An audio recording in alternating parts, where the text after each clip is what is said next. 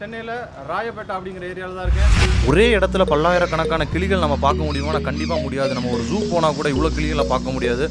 Chennai heart of the city ராயப்பேட்டாவில் இவ்வளோ traffic இடையில நம்ம அவ்வளோ கிளிகள் பார்க்குறோம் அப்படின்னா இதற்கு காரணம் ஒரே ஒரு ஆள் தான், த பேட் மேன் சேகர். அவங்கள பற்றி தான் இந்த வீடியோவில் நம்ம பார்க்க போகிறோம்.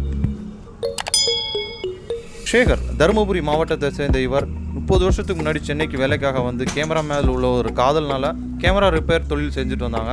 ஸோ அதனாலே மக்கள் மத்தியில் கேமரா சேகர் அப்படின்னு பேர் பெற்றாங்க. 2004 சுனாமிக்கு அப்புறம் இந்தியாவில் வேர்ல்டு ஃபுல்லாகவே த பேட் மேன் அப்படின்ட்டு எல்லாராலையும் அழைக்கப்படுறாங்க. 67 வயசான சேகர் கிட்டத்தட்ட 15 வருஷமாக கிளிகளுக்கு சாப்பாடு வச்சுட்டு இருக்காங்க. அவங்க மொட்டை மாடியில் கிளிகளுக்கு சாப்பாடு வைக்கவே தனியாக இடம் ஒதுக்கி ஸோ பலைகள் செட்டப் எல்லாம் போட்டு அதில் தான் கிளிகளுக்கு டெய்லி 2 வேளை அவங்க சாப்பாடு வச்சுட்டு இருக்காங்க. நம்ம பார்க்குறது ஃபுல்லாகவே வந்து கிளிகளுக்கான சாப்பாடு தான். எல்லா பேக்கெட்டுமே ரைஸ் தான். டெய்லியும் 2 வேளை காலையில் சாயங்காலம் அப்படின்னு சொல்லிட்டு கிளிகளுக்கு சாப்பாடு வைக்கிறாங்க. ஏதோ நம்ம சும்மா கடமைக்கு வச்சோம் அப்படின்னு இல்லாமல் டெய்லி காலையில் சீக்கிரமாக எழுந்திரிச்சு அந்த அரிசியை ஊற வச்சு அவங்களே கழுவி அதுக்கப்புறம் தான் கிளிகளுக்கு சாப்பாடு வைக்கிறாங்க. 2004 நம்ம தமிழ்நாட்டில் அஃபெக்ட் பண்ண அந்த சுனாமிக்கு அப்புறம்லேருந்து தான் அவங்க டெய்லி கிளிகளுக்கு சாப்பாடு வைக்கவே ஆரம்பித்தாங்க. 2004 சுனாமிலேருந்து ஒரு 4 கிளிங்க வந்து சாப்பிட்டாங்க. சுனாமி டைமுக்கு அப்புறம் சுனாமி அன்னைக்கு ஒரு 4 கிளி சாப்பிட்டாங்க. அந்த 4 கிளிக்கு தான் இப்போ 4000, 5000, 7000. இப்போ டிசம்பர் ஜனவரிலாம் வந்தீங்கன்னா ஒரு 6000க்கு மேலே. இப்போ காலையில் நான் 5 மணிக்கு எழுந்திரிச்சிருக்கேன். 5 மணிக்கு எழுந்திரிச்சு ரெடி பண்ணி வச்சுட்டோம்னா 6 மணிக்கு கரெக்டாக வந்துடுவாங்க. ஈவினிங் திருப்பி சாப்பிட்டு போனதுனால திருப்பி ஒரு 7:30 மணிக்கு மேலே எல்லாத்தையும் பெருக்கி க்ளீன் பண்ணிவிட்டு பழகெல்லாம் எடுத்து அடுக்கி வச்சுருக்கோம். இப்போ ஈவினிங் சொல் அந்த கிளைமேட்டுக்கு தப்பாது. இப்போ மழை காலம் வந்தால் கிளிங்க 2 மணிக்கே வந்துடும். 2 மணிக்கே வைக்க ஆரம்பிச்சிடும். 3 மணிக்கு வரும், 3 மணிக்கு ஆரம்பிச்சு. ஆனால் ரெகுலர் டைம் வந்து 4 to 6.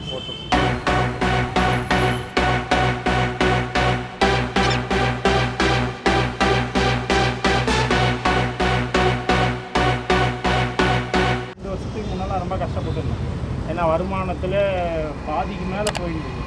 இப்போ என்ன பண்ணுறாங்க, இப்போ அவங்கவுங்க அரிசி தர்றாங்க. சில பேர் கொஞ்சம் பணம் கொடுத்தாங்கன்னு வச்சுக்க, அதையும் அப்படி யூஸ் ஆகுறதுனால என்னுடைய பாதி பேர்டன் மேலே குறைஞ்சிருச்சு. ஆனால் 1 man எல்லாம் ஒரே ஆளை வந்து எல்லாமே செய்கிறது ரொம்ப கஷ்டம்.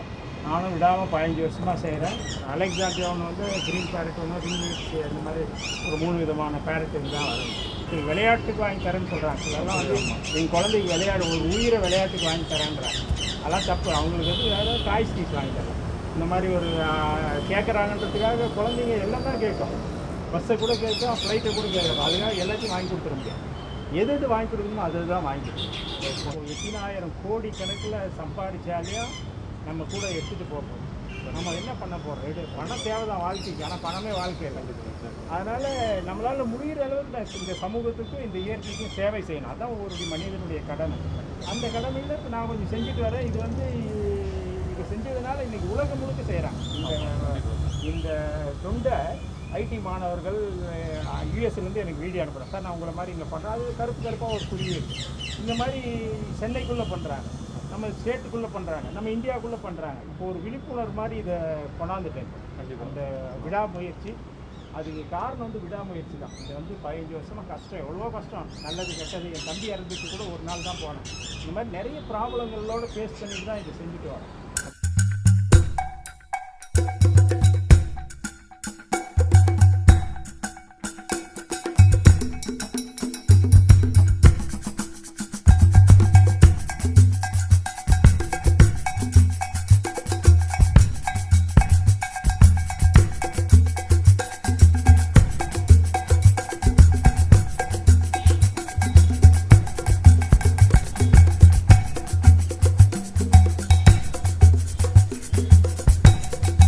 ஃபுல்லாகவே சுற்றி சாப்பாடு தான் கிளிகளுக்கு. கிளிகள் வர டைம் ஆகிடுச்சு. வெயிட் பண்ணிகிட்டு இருக்கோம் கிளிகள் வர்றதுக்கு தான். ஸோ இங்கேருந்து தான் நான் வந்து அந்த கிளிகள் எல்லாத்தையுமே ஷூட் பண்ண போகிறேன். ஸோ ஏன்னா நம்ம முக்கியமாக நம்ம தலை இந்த சவுண்டு ஏதாவது ஒரு சின்ன சவுண்டு கேட்டால் கூட எல்லா கிளிகளும் பறந்துடும். அரிசியெல்லாம் வச்சு கொஞ்ச நேரத்தில் ஒரு மேஜிக் தான் சொல்லலாம். அப்படி இருந்துச்சு. எங்கேருந்து வந்துச்சு தெரில, திடீர்னு அவ்வளோ கிளிகள் வந்துச்சு.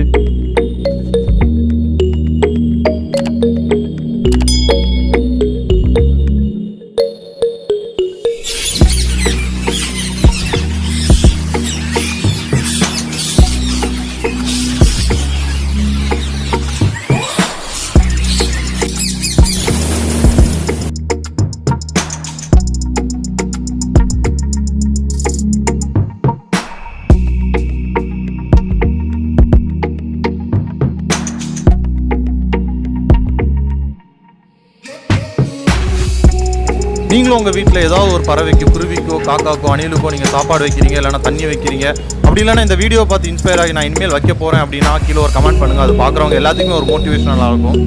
கிளிகள் வந்து இப்போ சாப்பிட்டதில்லை, இப்போ எப்படி சாப்பிட்டு எப்படி என்ஜாய் பண்ணி ஊஞ்சல் மாதிரி கொடியெல்லாம் விளையாடி எவ்வளோ என்ஜாய் பண்ணி போகிறாங்க.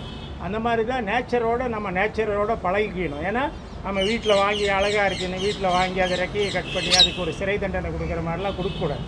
ஏன்னா அது பாவம். நம்மளை ஒரு 4 அடி கூண்டுக்குள்ளே வச்சா எப்படி இருக்கும், அந்த மாதிரி தான் அதுவும்.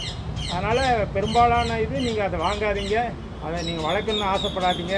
இந்த மாதிரி நேச்சராக நீங்கள் எங்கன்னா இருக்கிற இடத்துல பாருங்கள். இல்லையா இதே மாதிரி கூட நீங்கள் ஒவ்வொருத்தரும் ட்ரை பண்ணலாம், செய்யலாம்.